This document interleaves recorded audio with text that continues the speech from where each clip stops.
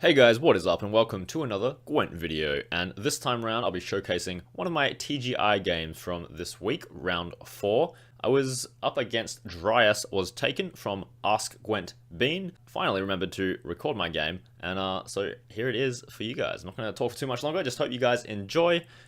Leave any feedback you guys have in the comments down below. Thumbs up if you like the video. Thank you for watching, and I'll see you guys next time.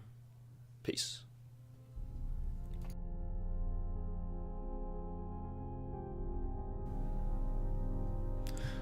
Alright, and so we're heading into the game here. As you can see, I'm matched up against DryasWasTaken from AskGwent Bean in a Henselt mirror match. So, starting hand, not too bad, not too bad. We don't run infantry in this deck, or we didn't run infantry in this deck, and we don't run cavalry. So, the blue stripes commandos are basically the only thing that we don't want. So we go ahead and blacklist one of them straight away, get it out of there. It's a little bit sad to not see any gold in the hand, of course, but we do have options available here. We have a wide array of silvers. We've got Operator, which is obviously important. Death Mod Margarita, good controlling options. We don't really need to throw too many things here. We don't really want to throw the Sergeants, because we're not planning to Henselt them anyway, so we do end up just throwing the other blue stripes. And we throw the immune boost because we only have one Knight Elect. We're not really planning to get too many more out, and therefore it's basically just a 9 value card that is a situational value.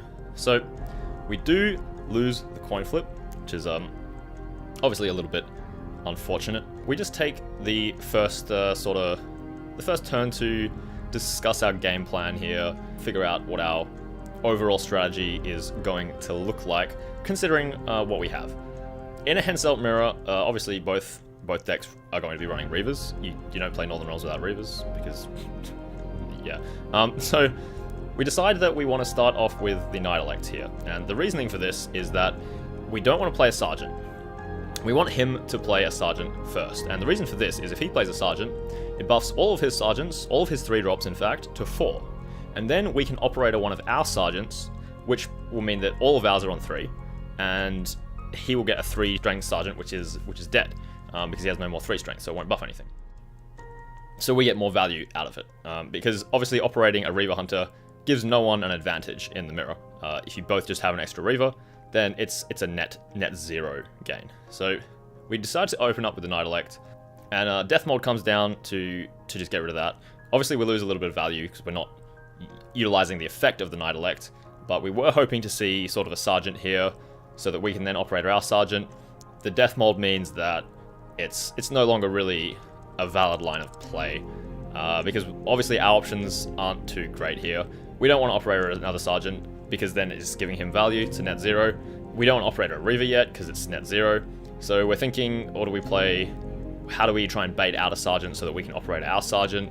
Because of the state of the hand, a lot of our cards are reactive or situational. We're basically forced to just play our Sergeant and give up on the Operator into Sergeant Dream. So we just play out the Sergeant, start thinning. Because we lost the coin flip, we obviously have to stay ahead every turn, so that we don't get passed on for -2 card advantage. So we just throw the Sergeant down, start thinning. He's going to go ahead and zap this. He runs the extra Alzers as a tech option, and we were aware of that. That's why we wanted to keep multiple Sergeants in hand. So our Sergeant gets killed, and basically the only play we really have here is to just play our other Sergeant. We don't want to play the Reavers yet. We don't want to play Death Mold, there's no good targets. Obviously there's no good targets for Margarita. In that case, useless. Operator's still sort of a net 0 card, so it's not really worth playing. So we just slam down another Sergeant, get another Commando out, start putting some points on the board. Basically wait to see what happens. We haven't really seen anything other than control options from his hand so far. We did play against him in the previous round, so we have a good idea of what his deck is like. And he just throws the Sergeant down, starts buffing up his dudes, getting the commandos out of the deck. As you can see, it's 15 all. So we consider passing here, because worst case scenario, he also passes, and we go into a deciding round. And in that case, our hand isn't actually that bad, but it does mean, however, that our Neneke will be useless, and we do want to mulligan a Reaver Hunter. We want to kind of try and get into a position here where we can pass for +1 card advantage. And we could do that here, but it's not fantastic, because he can just take the draw. So we decide to reinforce, and we're going to pull out a Reaver Scout here, and we're just going to pull out the last Sergeant, which pulls out the last Commando, and it gives us a nice big point swing, and we're up by 16. There's not really any card that is worth 17, which is what he needs to take it in one, obviously. So we're pretty confident at this point that we will be able to pass out on our next turn and take our +1 card advantage into next round. We'll give up the round, but we'll be up a card. So that's the plan. So Dryas throws down a Sergeant, gets out his last Commando as well, and he's 3 points down, so this is where we really consider passing. The only other options that we really have are to throw down an Operator, but then we give him a chance to catch up. We could throw down the Reavers, since we do have Neneke, but there's not really much point us playing hard into this round, and we need to make sure that we get out of the round while we have the option to take card advantage, especially because we know that Dryas runs a Ciri and a Thala, so 2 cards for card advantage. So we need to try and basically reverse the coin flip and get card advantage back however we can. So we do decide to take the pass here and just go into next round a card up. Dryas throws down the last Sergeant. It's not going to pull anything out, but it does the job, gets the points. Obviously we go to round 2 from here. As the pass. We lost the round. Not like this. So Igni is obviously great to see. DJ is obviously nice to see, so we got some golds happening. The mulligan here, I mean, we have a handful of golds and silvers, right? So we could mulligan Neneke, because we don't have great Neneke targets. However, we're planning to use Henselt on the Reavers at some point. So having multiple Reavers in hand doesn't really do anything for us. So we just throw a Reaver, blacklist it, and we hit the Night Elect, which is fine. Which is fine. I mean, we don't really have dead draws. The worst draw, honestly, in the deck at the moment is the immune boost. Obviously, forgot to turn the deck tracker on, but we're smart players and we don't need it, it's fine. So there's not really anything dead in the deck to draw. We don't run Thala here. We don't run, obviously, the infantry or the cavalry. So there's not really any way to brick our hand, so mulliganing is very safe. Dryas here, if he had Ciri or Thala, would obviously probably play it, but we assume he didn't draw them, and he just takes the open pass here, so he wants to get his card advantage back so that he has his final say. So we're just going to go ahead and drop the Operator now. We don't want to spend anything else. We don't want to spend any of our finishing power, basically. So the Operator here just gets the points down. And operating the Reaver is, as I said earlier, net 0. We both get a Reaver. It's going to be valuable to both of us equally, most likely. It's fine. It's just a safe neutral play. So we obviously pass, and we go in with 9 and then 10 cards each into the final round. So pulling a Reaver here is a little bit annoying. Obviously, we would have liked to be able to mulligan a Reaver, and that way we can pull all of them with Henselt with one big power play. But we do mulligan it, and we can't afford to draw another one, so we have to basically mulligan it to blacklist it. And we do see Kira come out, which is quite nice. Quite nice. We will take that. So obviously we have to play first because we won the last round, and here we're thinking that we have a dead Neneke because we don't have anything good in our graveyard to put back in to the deck realistically. So we're thinking that we want to actually play this Reaver out, most likely, to try and bait some removal, because usually when you see a Reaver, you want to kill that Reaver, right? That's normally how these matchups work. When Henselt plays a Reaver, you're thinking, oh shit, there's a Henselt coming down, there's going to be 4 Reavers coming out, it's not going to be good, kill that thing ASAP. So we drop the Reaver, and we actually want to bait out removal here. We want this to die, so then we can Neneke it back into the deck. That is this plan here. And we have the other Reaver, of course, as a backup plan to make sure that we will be able to get the Henselt off to achieve value. So they're obviously thinking pretty hard about how do they want to deal with this. They've already used their Death Mold, they've used their Raw Owls' Thunder, and they do end up dropping the Kira Epidemic on us. So baiting that out, really key, because it means that he loses 12 value from the Thunderbolt potentially, and he loses the Quen on his Reavers, which is quite important. And obviously we want the Reaver to be dead, because now we can just Neneke, put it back into the deck, and we're gravy. We kind of set that up to make sure that our Neneke achieves value. basically. And so this is what we go for right now. We're just going to put the Reaver back in the deck straight away, obviously. And then we're also going to put a Blue Stripes Commando, because Death Mold will pull that out. So it's an extra 3 points for free, basically. And we also put Reinforcement back, just because if we DJ, Reinforcement's a nice card to pull with DJ, because it obviously is targeted draw for whatever we need at the time. So we're just giving ourselves more options here, basically. Dryas here is going to go ahead and slam Dandelion. So he's going to stagger out his units. We know that he plays Vess from the previous game, so we're aware of that proccing from a trio, and we're aware that he plays the infantry.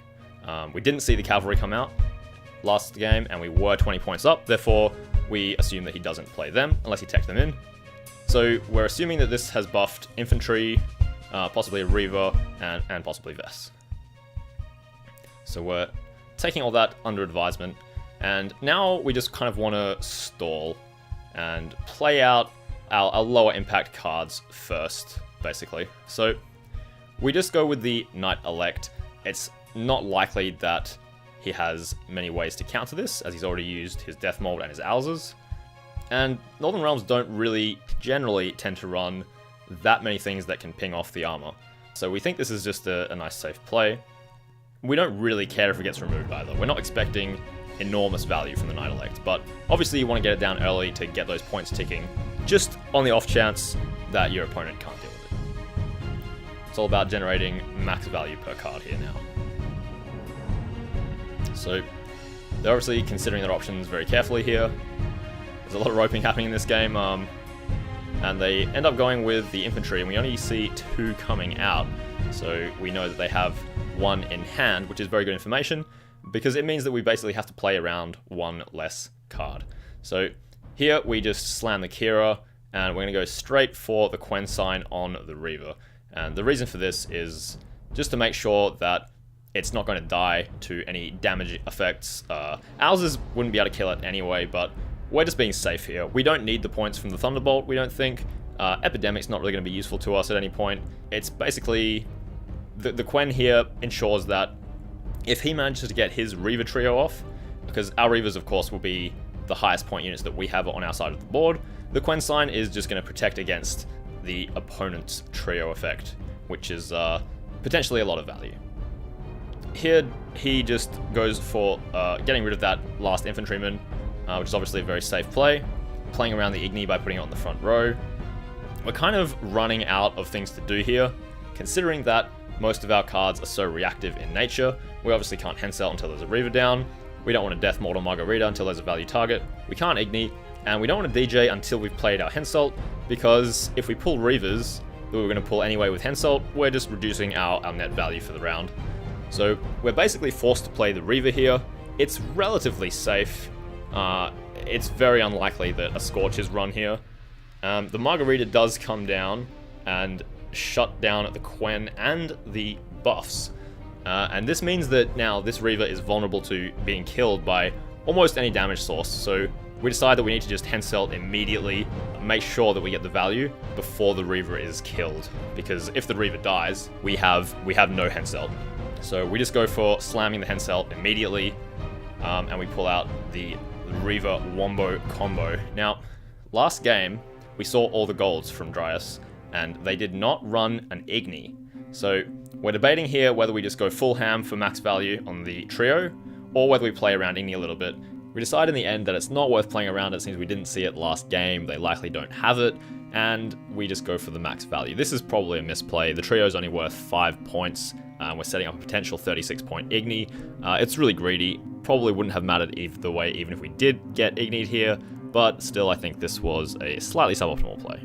So we see the Summoning Circle come down from our opponent here on a Reaver, which is usually good, but I mean, it doesn't really do a lot in this situation. We have all the answers in hand for this. We can zap it, we can lock it, we can Igni. I mean, realistically, there's not really much our opponent can do here to catch up. We're just gonna go straight ahead and zap this with Death Mold, pull out the blue stripes from the deck before we DJ, of course, because we don't want to pull that, and we just get rid of that Reaver straight away so that no shenanigans can occur.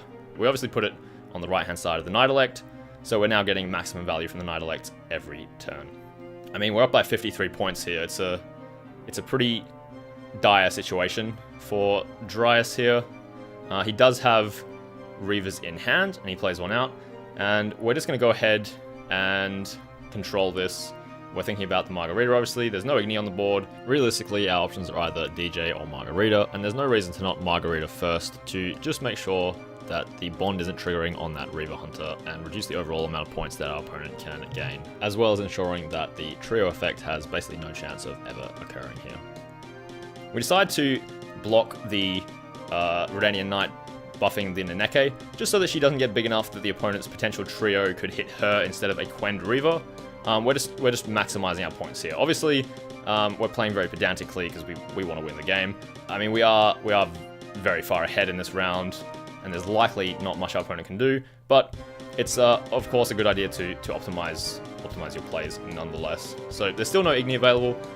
We obviously just want to drop the DJ here, and we want to put him in between the 3 units on the back, just in case there's a potion, an immune boost, or a thunderbolt, just to block that and deny the value. So we get a shiny here, which is obviously really good for us. We can use this to resurrect the Reaver Scout, pull out the last remaining Night Elect from the deck, and this means that the next DJ proc will hopefully see a slightly better target, which we do see in the form of Summoning Circle coming down and hitting a Reaver, copying that for 8, and then buffing up all the other Reavers. Obviously, a huge value gain from the Summoning Circle there, and Dryas just drops his last Reaver. His Henselt is probably dead. There's no way for him to make up this many points, realistically. GG. Yay!